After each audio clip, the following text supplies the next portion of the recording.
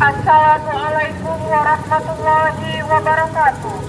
Kami dari Polres Langsa beserta Forkopimda Kota Langsa menghimbau kepada seluruh masyarakat Kota Langsa untuk melaksanakan vaksinasi COVID-19 secara gratis pada tanggal 3 Juni sampai dengan 7 Juni 2021 di Puskesmas terdekat wilayah Kota Langsa. Kegiatan ini dilakukan untuk memutus mata rantai penyebaran COVID-19 di wilayah Kota Langsa. Kami juga mengimbau kepada seluruh masyarakat Kota Langsa untuk selalu mematuhi protokol kesehatan dengan menjaga jarak, memakai masker, dan selalu mencuci tangan.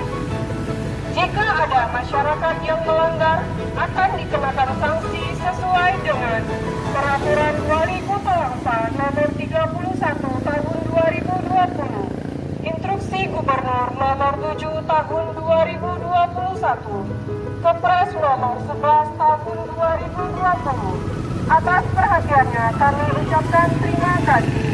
Wassalamualaikum warahmatullahi wabarakatuh.